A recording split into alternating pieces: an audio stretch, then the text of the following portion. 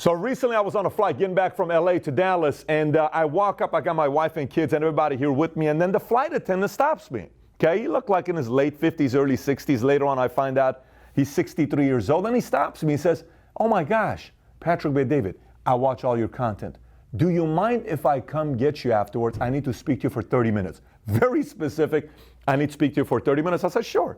So I go grab my seat, I'm doing my thing, and then all of a sudden he comes back, and he gets on his knee, and we start talking. He says, I watch a lot of your stuff. He starts talking to me about sleep. Then he started talking to my wife, and he started asking, I watch your episodes. I watch this. And he is a meticulous student of Valuetainment, right? So he says to me, look, I got a question for you. How do you measure success? I said, what do you mean, how do you measure success? He says, well, for me, my son used to like to play video games, and a lot of people didn't want their kids to play video games. So instead, I went and bought a computer, and we, tore a computer down. We rebuilt it back up. And then he started working at Best Buy. Then he went to Colorado. Then he started working at the cybersecurity company. And my wife and I were stockbrokers. He's probably watching this. His name is Doug. And my wife and I are stockbrokers, and we do this, but I do this part-time because I work this many hours. But while he's saying this, you can see like a part in his eyes, which is like, the movie Saving Private Ryan. I remember the first time I watched Saving Private Ryan when I was in the military. At the end of the movie, the guy, the main character, Private Ryan, is standing at the plot of the man who saved his life. And he says, I won't forget what you told me. And then he looks at his wife. He turns around and says, babe, just tell me I've lived a good life. Tell me I've been a good man, right? I almost felt that from his eyes when I looked at Doug. And he says, can you please make a video and elaborate on this topic of how do you measure success? So today's video, Doug, is dedicated to you. I didn't forget your request. Just took me a couple weeks, but I'm making it for you.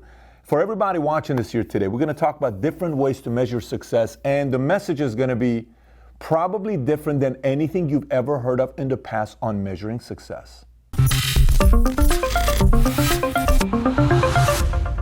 If this is your first time visiting this channel, this is the #1 channel on YouTube for entrepreneurs. If you can click over here to subscribe, we got over 1,000 videos on how to do a lot of things in business, as well as a lot of cool interviews. Again, if you haven't subscribed, please do so. Let me get right into it, how to measure success. So, Doug asks me, Pat, how do you measure success? Look, the way I view success may be slightly different. Let me explain to you what I mean by this.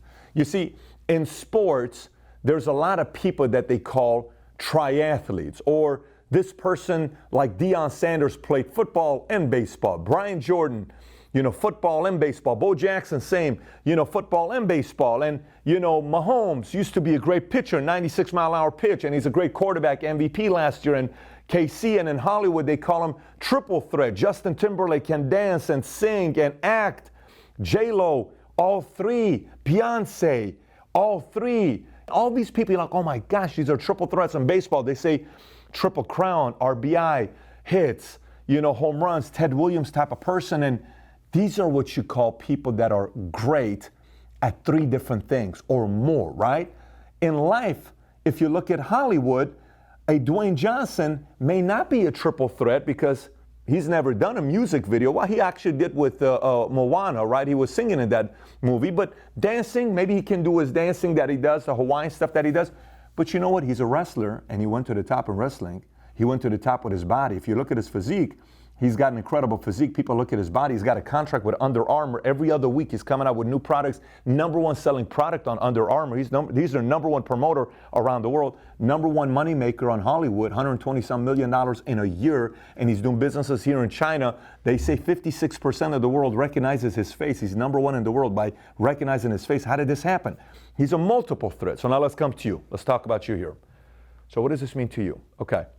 You ever meet people who have great marriages, but they see somebody who is worth a lot of money, but they try to, kind of undermine that person in the area they failed in and kind of glorify themselves in the area they succeed in? Sometimes we all tend to do this because we're insecure with ourselves, right? You think about it like, oh my gosh, look at that guy, look at me, right?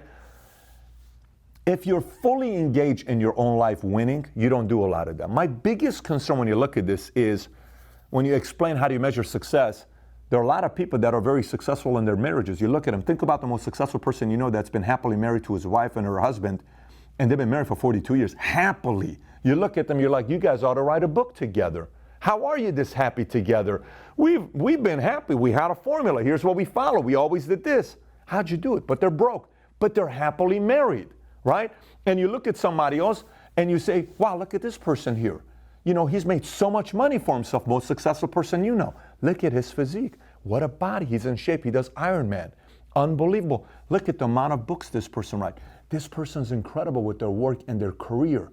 They're the best at their work. Oh my gosh, he's the best graphic designer, the best writer, the best copywriter, the best journalist, the best person in sports and whatever they do, the best backgammon player, the best chess player. Wow, this guy's earned success in his life. He's a successful person, right? This other person, every time I want to get a hold of anybody, I just call this guy. He's got access to everybody on his phone. His Rolodex is powerful. You know, this other person's a great hedge fund manager. What a successful guy, right? So you look at all this stuff. Then for you, the reason why I say success is multidimensional is because of you.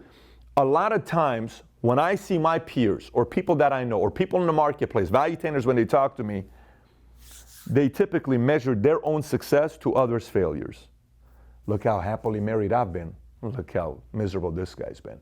Look how rich I am. Look how poor he is. Look my body. Look how out of shape this guy is, right? Instead, for you, my challenge to you is becoming a triple threat, if not more.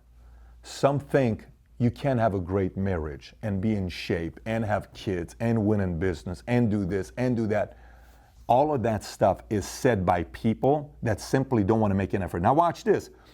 You can't be great at 50 different things. It's not going to happen. We were having a conversation earlier today because the book that I'm getting ready to publish, we are this close. I am so excited about the book. I cannot tell you how excited. This is the first time with the book we've been working on for 3 years, a business book, where I look and I say, I can't wait to sell this book and share it with everybody. The moment people read, they're going to say, this is going to help me out. There was a word I had a hard time with. I said, I'm not comfortable with this word. Why? Because I don't think one person can go out there and be the greatest at 10 different things. I just don't believe that. You can't do it. Greatest. I don't think somebody can be great, phenomenal, best of the best in 5 different things. Because you got to be focused into one thing to do it very good. And typically when you do one thing very, very good, it typically bleeds into other aspects of your life. If you're the greatest comedian, you're automatically going to make a lot of money and have a lot of different opportunities that come your way. And your Rolodex, your phone book, all this other stuff's going to get better and better and better. You're probably going to get access to the better trainers, better teachers, better everything, right? Because you won so big in one level, right? Once you win so big at one level, other places come. But if you're watching this, question for you is the following. And it's a challenge for you. You can take it any way you want. Take a close inventory of yourself and ask yourself, if you sit there and mainly measure the area of your life that you've been incredibly successful at and discount the other areas that you can put an effort in to compete as well, and you kind of make an excuse to hide away from it. Now, I don't know if I need to necessarily do this part, but look how great I am in this, okay? Look how good of a job I've done in this area. Can you really make the effort also to get good at a couple different areas here, or are you just hiding in one area? That's the challenge to a lot of you. Now, for some of you that are sitting there saying, man, Pat, after listening to this, makes me feel better about myself. Why? Because a person like Doug, let me tell you something.